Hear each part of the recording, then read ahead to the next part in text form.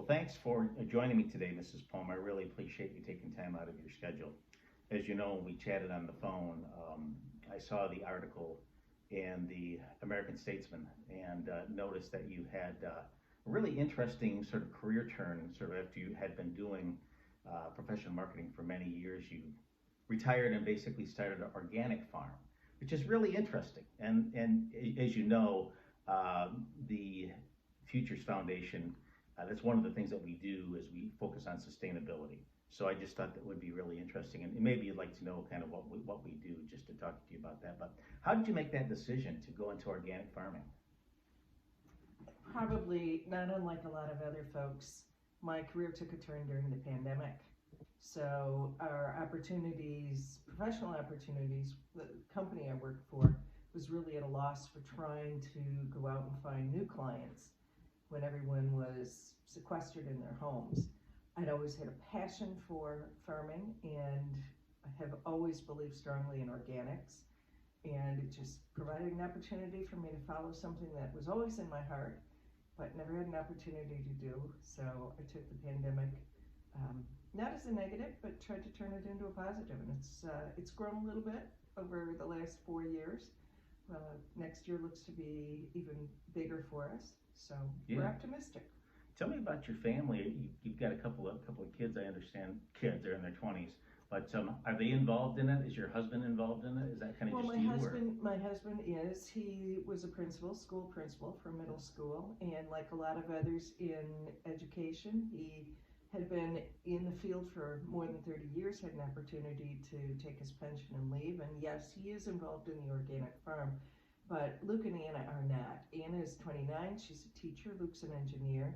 Anna's actually engaged, and we're hoping that in the next few years we might see some little grandbabies walking around for us. We're looking forward to that. Well, it's just sustainability, right? I mean, that's the whole idea. Well, again, you know that I work for the foundation. Obviously, I'm a fundraiser, and so I like to ask questions like this. You know, it mentioned that you'd been a supporter of the regional theater company. You'd also been involved in some conservation things as a donor. I think maybe as a volunteer as well. Why did you decide to do that? How did you get involved in those things? Well, I've always really enjoyed theater, community theater in particular, and as you can imagine, with a husband who is so involved at the middle school level, it really began when Dave was working as principal, and Anna and Luke were going through those stages, and I got involved with the kids when they were doing local theater. So it's just been something that's sort of grown with our family over the years. Okay. Is there a gift that you've made or a donation that you've been involved in that was particularly meaningful to you, like you really enjoyed it, the sort of the reporting you got, and you know what that achieved? Any thoughts on that? Well, we prefer to donate where we do have some tangible connection to the organization. I'm very uncomfortable providing any kind of funding to an organization that I don't have sort of a hands-on understanding of how the money's being used, the tangible outcomes that we can see as a result of where our money has been put to work. But we also really believe in providing our talent to that organization. We like something that's an organization where we have a hands-on connection to it. Yeah. Well, I appreciate that, and we find that a lot of the people who support the foundation feel the same way, that they're really engaged. It's not just like they're writing a check and then that's the only involvement that they have. So one question I like to ask when I talk to somebody for the first time is just, sometimes if people are like, "Oh, this is really interesting," I will ask. I like to just kind of find out, what's important to you as far as philanthropy is concerned, and are there things that you and your husband, still want to do, or you thought about doing as time goes forward, or have you thought anything about what you want to be different when you're no longer here? Or We're very fortunate that Dave was able to retire at such a young age. I'm very fortunate that I was able to take the opportunity from the pandemic and turn it into something more positive. So we're looking to see our farm grow. We're looking to see what legacy that might provide both to our community and to our children. We are fairly young in our retirement, so it's not impossible that we wouldn't have some second act of career, whether it's full-time or something that we can just get involved with. We're still relatively early in those phases. Of course, we're looking at what is our legacy. We want to provide for our children.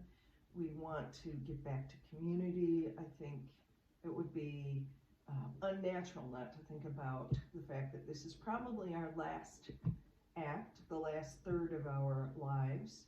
So yeah, we're certainly interested in that. And I was intrigued by some of the things that you shared with me on the phone. Can you tell me a little bit more about your organization? Sure. We are devoted to providing sustainable initiatives, primarily within the Austin community. We do focus on lower socioeconomic families. We do want to provide opportunities for families to take care of themselves, to develop some of their own maintenance for, for surviving, frankly. We know that there's a certain portion of the population that has difficulty, lives paycheck to paycheck. And one of the things that we've done is on the organic farming thing, actually. We've actually helped individuals start their own home gardens. We actually have a large organic farm right at our headquarters, which is only a couple miles from here. And we have volunteers come in and help families with that. And then sometimes they even go to their homes and they help them kind of set up. So that's one thing that we do, and we talk about, it's the whole idea of, obviously, taking care of yourself. And we know that, especially what's happening in this country with some of the dialogue about what's in our food, what's the problem that we have with processed food. So that's there's some other sustainability things we do too regarding to energy conservation too, but the organic farming one is actually one that's a pretty big part of what we do. And we've served about 300 families in the last year. They've come in, they've gotten some assistance. Our executive director, will go on and do some things. We have our board come in, and the board actually has their own plot of land that they farm in the organic farm on our property. So they're part of that. Obviously, they give to and they do other things. But that's one of the big things, and actually that's the cool thing about, for me, I've only been doing this for a couple of years, but I always wanted to, grew up in Austin, and I always wanted to kind of help the nonprofit community. And when I heard about what we do at the foundation, I thought, this is great, because this is giving people some really practical skills, and it's things that they can be involved in for the rest of their life. They can get their kids involved in it.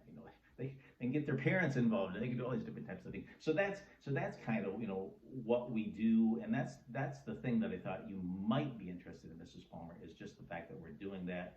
And maybe you'd like to know more about it, or maybe maybe you'd like to even get involved, and that's something that it's good to hear that you're sort of formulating how you want to spend your time. And certainly there would be an opportunity with us if you and your husband decided that was a good fit. It's not always we know that, but so the thing I guess I would just like to say is that I really appreciate the time that you're taking to speak with me and to tell me a little bit about your story. And I am wondering your thoughts on me possibly following up in a month or 2 months, or sometime in the near future, to either have you come over to our facility, see our garden, if that's something you'd like to do, or we could certainly come to you. We could have our executive director come and visit you guys. That's easier, but we'd love at some point for you to see the garden. That would be awesome. Do you think that's something you might be interested in when your schedule is available? I think it would be great to have your executive director maybe see our garden as well. Sure. Yeah. Let's determine if there's a fit. As I mentioned, the pandemic was an opportunity for me, so I'm very, very in tune to and open to, this thing has come up, let's pursue it, let's see if it's a good fit, make a decision. The fact that you called me, your timing was actually pretty ideal, because we were looking for new opportunities to participate with, extend our reach. So yeah, I'm absolutely open to at least exploring the possibilities. Yeah, and it's great. I appreciate that. We'll definitely follow up. I think you have a really interesting story, and I think that our volunteers would hear, if they, if you allow us to tell it, they would be interested in sort of hearing about the transition from what you were doing in marketing to. It's a pretty cool story. So we'll put a pin in that, but we'll talk about it later. And yeah. Like I say, I really appreciate your time, and we'll get back to you and set Sounds something great. up. Thanks.